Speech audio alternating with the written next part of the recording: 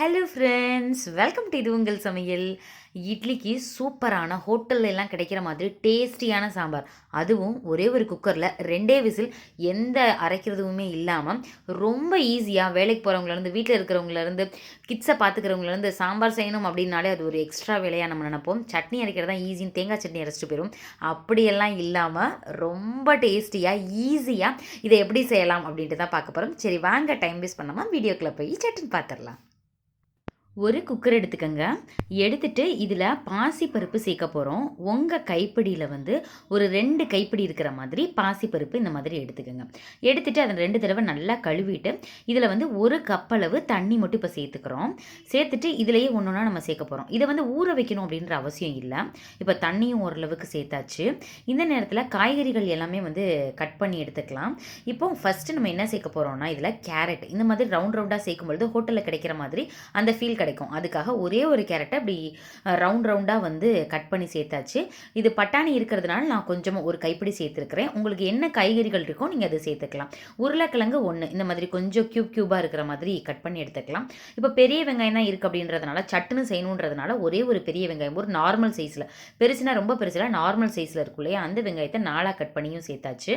ஒரு தக்காளியை கட் பண்ணி சேர்த்தாச்சு. அப்புறம் 2 தக்காளி இருக்கு இல்லையா, அதை வந்து நல்லா மிக்ஸி ஜாரில் அரைச்சிட்டு இந்த மாதிரி சேர்த்துக்கோங்க. இதுக்கு வந்து நம்ம புளி எதுவுமே சேர்க்க போகிறதில்ல. தண்ணி எல்லாமே சேர்த்துட்டு அதுக்கப்புறம் மஞ்சள் தூள் நம்ம சேர்த்துக்கலாம். ஒரு 1/2 டீஸ்பூன் மஞ்சள் தூள் சேர்த்துட்டு நல்லா அதை மிக்ஸ் பண்ணி விட்டுக்கோங்க. இதில் வந்து பார்த்திங்கன்னா புளி சேர்க்காம தக்காளிலேயே இது நம்ம செய்யும்பொழுது டேஸ்ட்டு ரொம்ப ரொம்ப டிஃப்ரெண்ட்டாகவும், டேஸ்ட் எப்படின்னா ஹோட்டலில் கிடைக்கிற மாதிரி அதே ஃபீல் கிடைக்கும். அதனால தான் பார்க்குறதுக்கு பாருங்களேன், தண்ணி மாதிரியே இருக்குது. இப்போ வந்து அடுப்பில் ஆன் பண்ணியாச்சு. லைட்டாக கொதி வந்துட்டு இருக்கு. இந்த நேரத்தில் பார்த்திங்கன்னா இதுக்கு தேவையான அளவு காரத்துக்கு தகுந்தாப்பில் மிளகாய் தூள் சேர்த்துக்கலாம். நான் வந்து 3/4 டீஸ்பூன் மிளகாய் தூள் சேர்த்துட்டு அதுக்கு அப்படியே 1/2 டீஸ்பூன் வந்து மல்லித்தூள் சேர்த்துக்கிறேன். மல்லித்தூள் வந்து டிஃபன் சாம்பாருக்கு கொஞ்சம் கூடுதலாக இருந்தால் தான் டேஸ்ட்டு சூப்பராக இருக்கும். அதுக்காக தான்.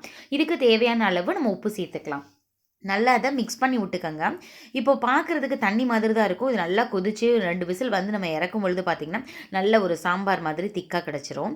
இதை அப்படியே ஒரு மூடி போட்டு ஒரு 2 விசிலுக்கு விட போகிறோம். உங்களுக்கு வந்து இன்னும் ரிச்சாக கிடைக்கணும் அப்படின்னு நீங்கள் நினச்சிங்கன்னா இது மேலே ஒரு டீஸ்பூன் வந்து நெய் இருக்கு இல்லையா, அது நீங்கள் சேர்த்துக்கலாம். நான் பச்சை மிளகா வந்து ஒன்று சேர்த்துக்கிறேன். காரம் வந்து பச்சை மிளகா அதிகமாக சேர்த்துட்டோம் அப்படின்னா பயங்கரமாக காரமாயிரும். அதனால் ஃப்ளேவருக்காக ஒரே ஒரு பச்சை மிளகாயை கீறிட்டு சேர்த்துக்கலாம். இப்போ மூடி போட்டு மூடியாச்சு. ஒரு 2 விசில் நல்லா வந்துடட்டும். வந்தது அப்புறம் பார்க்கலாம். பாருங்களேன், குக்கர் மூடியில் எதுலையுமே தண்ணி எதுவுமே வரல.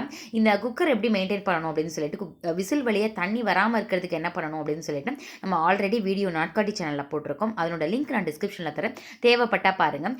நல்லா அதை வந்து மேஷ் பண்ணி விட்டுக்கலாங்க. ரொம்ப வந்து கூலாட்டாக ஆகணும்னு அவசியம் இல்லை. லைட்டாக கரண்டியை வச்சு பருப்பு அடியில் இருக்கும், இந்த மாதிரி மிக்ஸ் பண்ணி விட்டுக்கோங்க. பார்க்குறதுக்கே சூப்பராக இருக்குது. டேஸ்ட்டும் ரொம்பவே நல்லாயிருக்கும். இது இப்படியே சாப்பிட்டுட்டோன்னா நல்லா இருக்காது. கண்டிப்பாக இதுக்கு தாளித்து விடணும், அப்போ தான் நல்லாயிருக்கும். நல்லெண்ணெயில் வந்து கடுகு, சீரகம், கருவேப்பிலை, அப்புறம் கொஞ்சமாக பெருங்காயத்தூள் இதை மட்டும் சேர்த்துக்கோங்க. லாஸ்ட்டு கொத்தமல்லி தலையும் தூவிக்கலாம். சூப்பரான இன்ஸ்டன்ட் சாம்பார் ஹோட்டல்லாம் எப்படி ஒரு டேஸ்ட் இருக்கும் அந்த டேஸ்ட்டில் இருக்கும்.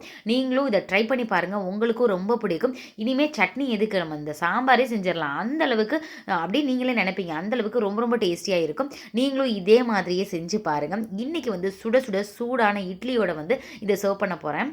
பாருங்களேன், பார்க்குறதுக்கு அப்படியே மல்லிப்பூ மாதிரி இட்லி இருக்குது. இதுக்கு என்ன ப்ரொப்போர்ஷனில் அரைக்கணும் அப்படின்னா, எல்லோரும் பார்த்திங்கன்னா ஒரு உலக்கு உளுந்துக்கு வந்து பார்த்திங்கன்னா 4 உலக்கு ஆளாக்குன்னு சொல்லுவாங்க. 4 இதில் வந்து அரிசி சேர்ப்பாங்க. நான் இன்றைக்கி பார்த்திங்கன்னா ஒரு இதுக்கு வந்து 4.5 உலக்கு வந்து அரிசி சேர்த்துருக்கிறேன்.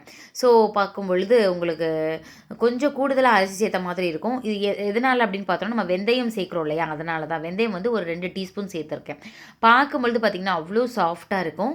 டேஸ்ட்டும் ரொம்பவே நல்லாயிருக்கும். இது மேலே அப்படியே இந்த சாம்பாரை ஊற்றி சாப்பிட்டோன்னா டேஸ்ட் அட்டகாசமாக இருக்கும். சாப்பிட்டுட்டே இருப்பீங்க. நீங்கள் நார்மலாக 4 இட்லி சாப்பிட்றீங்கன்னா கூட 2 இட்லி டெஃபினட்டாக சாப்பிடுவீங்க. சாம்பார் வந்து பத்தவே பத்தாது. ட்ரை பண்ணி பாருங்கள். நீங்களும் கண்டிப்பாக ட்ரை பண்ணி பார்த்துட்டு வந்து கமெண்ட் பண்ணுவீங்க. அந்தளவுக்கு டேஸ்டியான இந்த சாம்பாரை நீங்களும் மறக்காமல் ட்ரை பண்ணி பார்த்துட்டு எப்படி இருந்துச்சுன்னு கமெண்ட் பண்ணுங்கள். ஓகே ஃப்ரெண்ட்ஸ், இதே மாதிரி ஏகப்பட்ட சட்னி வீடியோஸ் நம்ம சேனலில் போட்டிருக்கோம். தேவைப்பட்ட டிஸ்கிரிப்ஷன் பாக்ஸில் லிங்க் தரேன், இங்கே போய் பாருங்கள். இதே மாதிரி இன்னொரு இன்ட்ரெஸ்டிங்கான குவிக் ரெசிபிஸோட வந்து பார்க்குறேன். தேங்க்யூ, பாய்.